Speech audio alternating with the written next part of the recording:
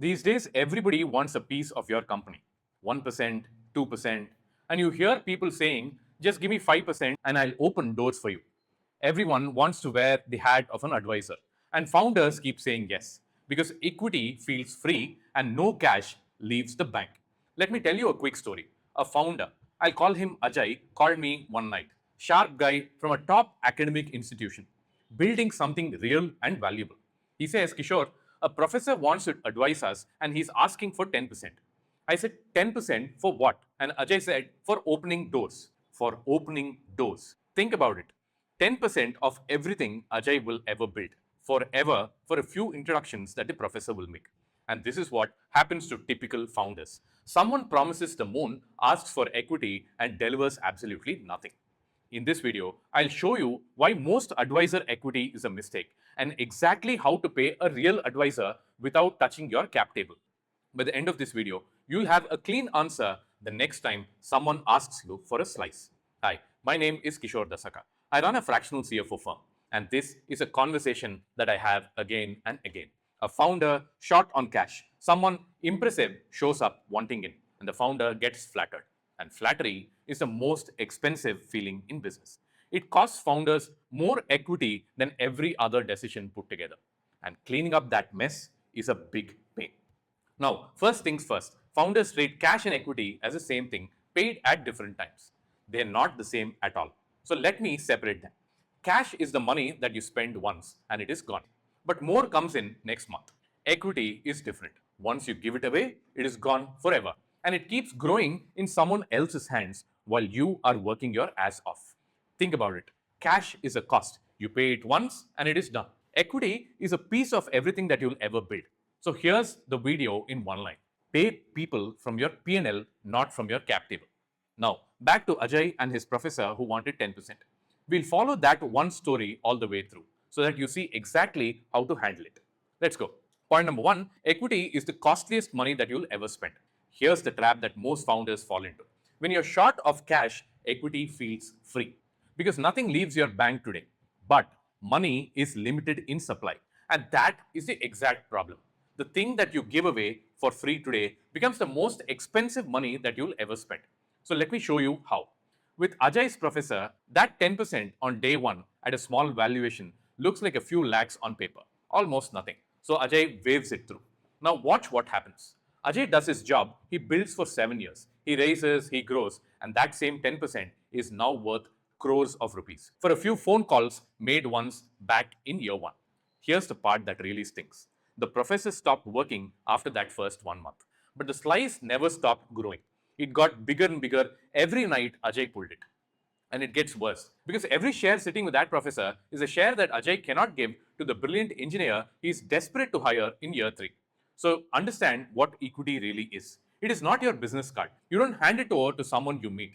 It is the founder's most expensive resource. You spend it like it is the last thing in your pocket because it really is. Point number two, most advisor equity is given away for nothing. Here's the ugly truth about advisor equity. It is handed over with nothing really tied to it. No target, no milestone, no way ever to get it back. So before a single share moves, ask one question. What will you actually do? And how do we both know the day that you've done it? Watch that question hit the professor. Opening doors? Which doors? To whom? By when? And turning into what? The moment that you ask this specific question, these people go quiet because they never knew what they're selling as a result. They were selling the glow of their name. And here's the market reality nobody tells founders. A real advisor today gets a fraction of 1%, not 10%, a fraction of 1%. So when a professor asks you for 10% for introduction, he's not asking to advise you. He's asking for a co-founder's stake for phone calls that he makes. Please understand this. Investors read your cap table like a real story. And a big advisor slice tells them one of two things. Either you couldn't tell them what the equity was worth or you were desperate. And neither of them gets you funded.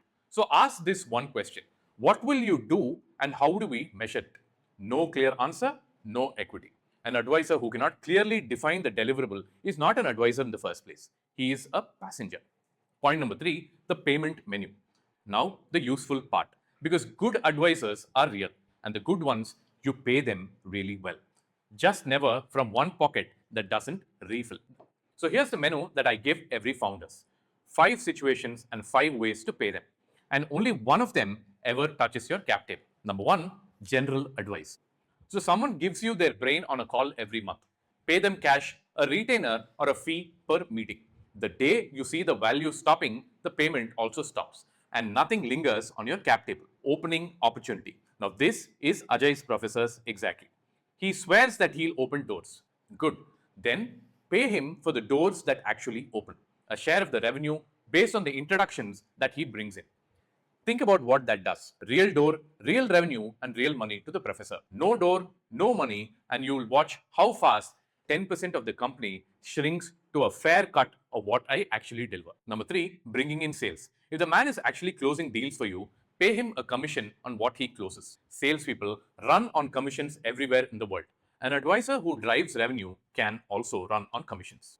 Number 4, the name and the supplies. He wants equity to put his face on the deck. In most cases, the answer is no. Investors can smell a borrowed name from across the room, and it buys you absolutely nothing. If he is supplying materials or resources, then sign a vendor agreement. Pay him as a supplier. Normal terms, even deferred if cash is tight. Now, that is a purchase and that is not a piece of your company. If and only if there is a discount, then offer a very small percentage of equity. Number 5, the rare one who genuinely earns it. Once in a while, someone truly transformational wants in. Real value, ongoing. Fine, you can give them equity, but you have to tie it to specific outcomes, and it vests only when those outcomes land. Never lump equity on day one for a promise. Deliver it milestone by milestone. So if he vanishes after the first introduction, he walks away with nothing. And if you're in India, here's the kicker. The law makes equity even more painful. Let me explain. A private limited company usually cannot give equity, sweat equity, or stock options to an outside advisor who's not an employee or a director. So you are forced into a formal share allotment, a registered valuation, a special resolution, a tax bill landing on the advisor's head. So the cash and the revenue routes aren't just smarter here, they're far cleaner and far less painful for you and for the advisor. Point number 4, let me say the thing that most people won't. In my experience, 8 out of 10 people asking for an advisory equity deserve nothing, not a single share. And you're allowed to say no guilt free. So here's the tell that sorts the real from the rest. A true advisor almost never asks to be made an advisor. The genuinely valuable ones are already busy building something tangible to chase a title and a percentage. So think about the one who's chasing it, the man advising 10 other startups at the same time. He's not giving value, he's collecting slices. Ask yourself, how much of his brain are you really getting when he's on 15 other cap tables at the same time? And keep this picture in your head. Picture some Ambani sized name wanting 2% of your little startup. Sounds flattering, right? Now think it through. Someone that big is already too rich to care about 2% of your tiny company and far too busy to give you real time or real value. So either the slice is too small to interest him or he is too distant to earn that slice. The names that flatter you the most are usually the worst deals on the table. So when someone doesn't clearly belong to your cap table, you owe them nothing. You're not running charity for people collecting logos. You're guarding that one valuable resource that pays your whole team. Point number 5, the line I gave Ajay. So here's the line that I gave Ajay that night about the professor and the 10%. If you remember one thing from me, remember this. I told him this: pay people from your P&L, not from your cap table. Because your P&L refreshes every year. Your cap table never does. And then I gave him the gut check. Anyone big enough to impress your investors is already too big enough to care about your small size and too busy enough to earn it in the first place. And anyone small enough to actually work for that slice doesn't need a tenth of your company to do it. So the professor gets a revenue share on the doors he actually ends up opening. If the doors are real, he makes real money and Ajay keeps his company. And if the doors were never real, Ajay just saved 10% of everything that he'll ever. Do you want to know what Ajay did? He offered the professor a revenue share, and the professor said no. Think about that. He was never there for opening the doors. He was there for the slice that he wanted in the first place. So that's the whole thing in one line. Pay from the P&L, not from the cap table, because the P&L refills every year, but the cap table is forever. So that is advisor equity. The next time someone asks you for a slice, ask them one question. Are they there for the doors or are they there for the slice? If you found this video helpful, share it with another founder who may need it.